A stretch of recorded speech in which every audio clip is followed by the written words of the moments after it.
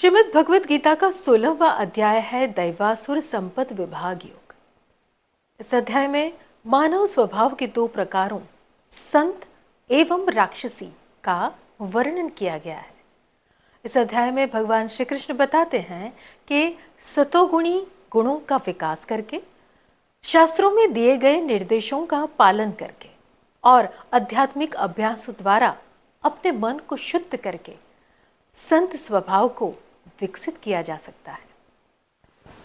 नमस्ते। आज हम भगवत गीता के चिंतन में आगे बढ़ेंगे। अभी तक 15वां अध्याय तक हम लोगों ने चिंतन किया है, जहाँ पर भगवान ने बहुत सारे विषयों के बारे में जो बताया, जो ज्ञान दिया है, उनकी सारी बातें कही गई है। अभी ये जो 16वां अध्याय है, 16वां अध्याय, 16वां और 17वां दोनों अध्याय ऐसा अध्याय है जहाँ पे कोई ज्ञान की बहुत बड़ी बातें नहीं की गई है, भक्ति की बड़ी बड़ी बातें नहीं की गई है। सिर्फ और सिर्फ हमारे सामाजिक जीवन के अंदर जो वैल्यू स्ट्रक्चर है, जो मूल्य है, उनकी बहुत ही अच्छी डिस्कशन यहाँ की गई है। और भगवान कहते हैं कि देवासुर संपत विभाग, ये देव और मतलब देवी और आसुरी दोनों प्रकार की संपत का मतलब होता है कि एक प्रकार की प्रकृति, दो प्रकृति वाले लोग ऑलवेज भी होते हैं। राजा राम के समय में था, भगवान कृष्ण के समय भी थे, भगवान उनके समय भी था और अभी भी है। दोनों प्रकार के लोग भगवान बोलते कि मेरी इस जगत के अंदर, ब्रह्मांड के अंदर रहते हैं, दोनों प्रकार के लोग। तो प्रश्न उठता है कि भगवान किसको आप देवी संपत कहते हो, किसको आप आसुरी बोलते हो? तो भगवान कहते हैं अभयम सत्व संशुद्धि, अभयम, जहां भय नहीं है।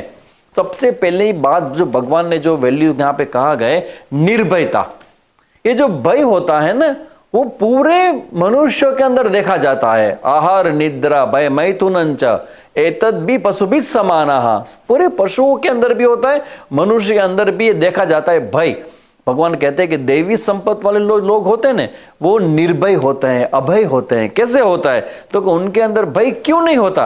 क्योंकि वो जानते हैं कि जो हमारा जीवन है, अगर हमारा जो स्वधर्म है वो हम करते हैं, जो करने जैसा है वही हम करते हैं और भगवान को ध्यान में रखकर करते हैं, तो हमारी रक्षा भगवान खुद करते हैं। जैसे अभी होलिका गई, तो होली के अंदर भी देखो प्रहलाद की रक्षा भगवान ने कहां पे नहीं किया है। वो यही दिखाने के लिए कि वो सच्चा जो व्यक्ति होता है, अपने देह के प्रति कमिटेड व्यक्ति होता है, उनकी रक्षा तो प्रकृति भी करती है। तो अभयता से शुरू हुआ, फिर बोलते आगे कहते भगवान दानम च, दान देने का स्वभाव होता है, और फिर तप भी होता है, और सरलता भी, आर्जवम के रूप में सरलता भी होता है। क्रोध त्याग, जो क्रोध का त्याग कर चुके हैं, और शांति ही, जिसका मन और शरीर के अंदर मतलब फिजिकल बॉडी के अंदर भी वो शांति रहती है। क्योंकि उसके बाद का जो भगवान वैल्यूज कहते हैं, वो कहते हैं अपैशुनम, दूसरों की निंदा नहीं करना है, और अचापलता, अचापलता का मतलब जो स्थिर रहता है, जो अपने शरीर पर जिसका पूरा नियंत्रण होता है और दूसरों की निंदा भी नहीं करता है, शांत रहता है, क्रोध का त्याग करता है और मृदु स्वभाव वाला है, और तेज, क्षमा, धृति, शौचम, इस प्रकार से न अतिमानिता, पूरे सारे वैल्यूज को भगवान दिखाते कि ये जो मूल्य जो मैं कह रहा हूं, वो सारे के सारा जो मूल्य जिसके अंदर होते हैं उसको बोलते हैं हम देवी संपत्ति। ये देवी संपत्ति वाले मतलब ये श्रेष्ठ लोग होते, सज्जन लोग होते हैं।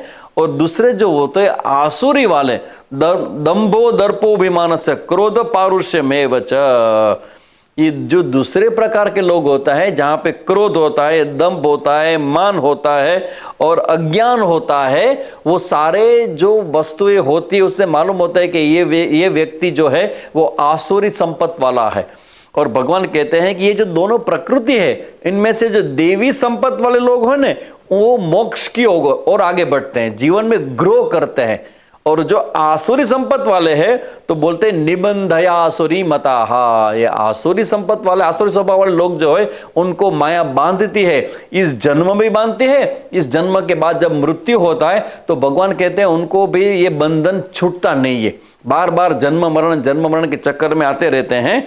और भगवान, आपको आश्चर्य होगा, भगवान ने यहाँ पे जो बात बताई, आसुरी संपत्ति का जो वर्णन किया गया है, मुझे लगता है कि इसके ऊपर ज्यादा ध्यान देना चाहिए। ये सारे के सारे लक्षण जो आसुरी संपत्ति वाले हैं, जो आज पूरे वर्ल्ड को, पूरे विश्व को जो भयभीत करना चाहते हैं, और जो टेररिस्ट ग्रुप जो होते हैं, उनकी जो मानसिकता होती है, वहां पे आप देख सकते हो कि ये सेम बात, वही की वही बात भगवान ने गीता जी में लिखा है। जैसे भगवान कहते हैं कि उनका एक लक्षण होता है, आसुरी संपत्ति वाले, क्या लक्षण होता है?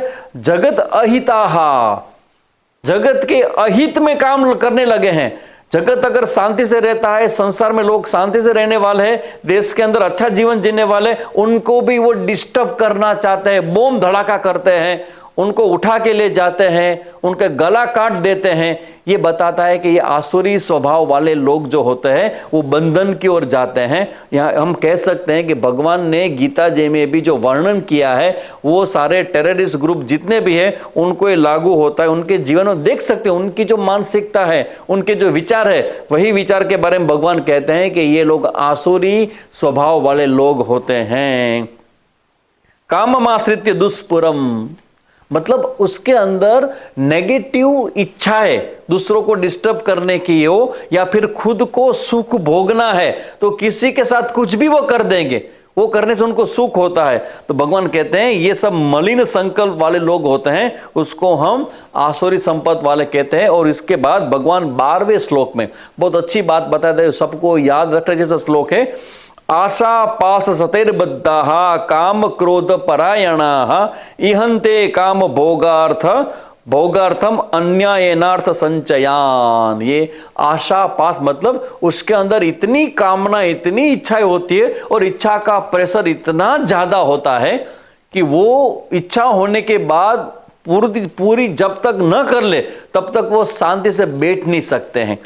तो भगवान कहते हैं कि ऐसे जो है वो काम क्रोध परायणाः, काम और क्रोध से ही उनका जीवन जुड़ा हुआ है। और ये जो लोग होते हैं वो काम भोगार्थम, ये जगत जो है वो मेरे सुख के लिए है या फिर जगत में मुझे जगत को सुख पहुंचाना है, ये दोनों अलग अलग दृष्टिकोण है।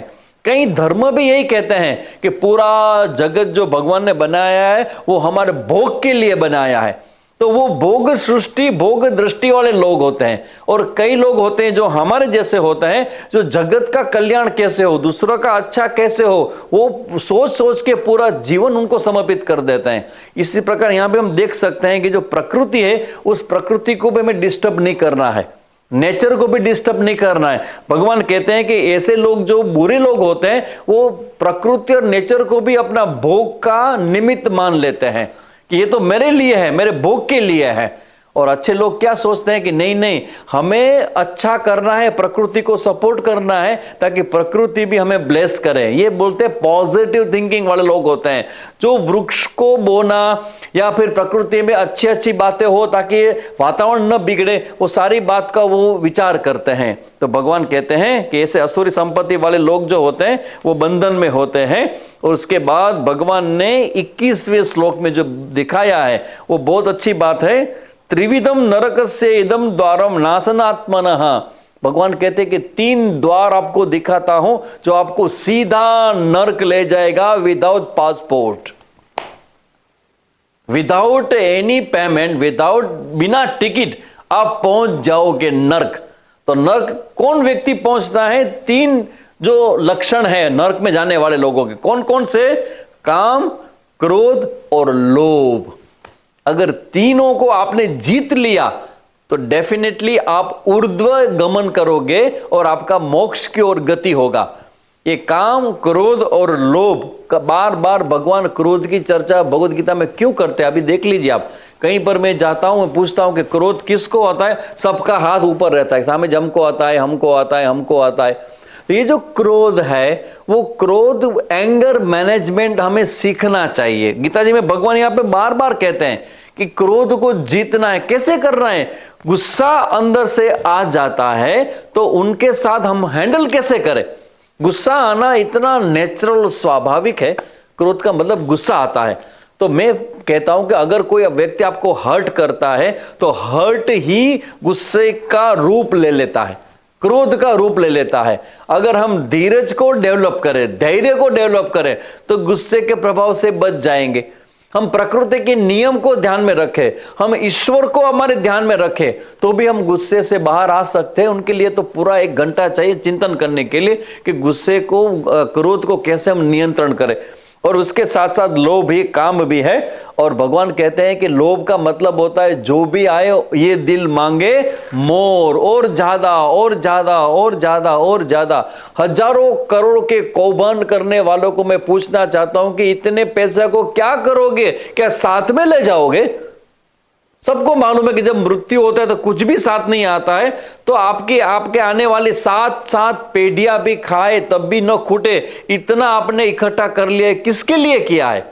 तो भगवान कहते हैं कि लोभ की वृत्ति होगी तो हमारा समाज स्वस्थ नहीं होगा, इम्बैलेंस हो जाएगा। इसलिए भगवान कहते हैं काम, क्रोध तथा लोभ एतत्त्रयम् त्यजेत। इन तीनों को त्याग करके हमारी प्रकृति को सत्वगुणी बनाना है, ये बात कहते हैं। और इसके बाद ये 16वां अध्याय यहां पूरा होता है। आगे हम 17वां अध्याय की चर्चा नेक्स्ट एपिसोड में करेंगे। ओम तत्सत।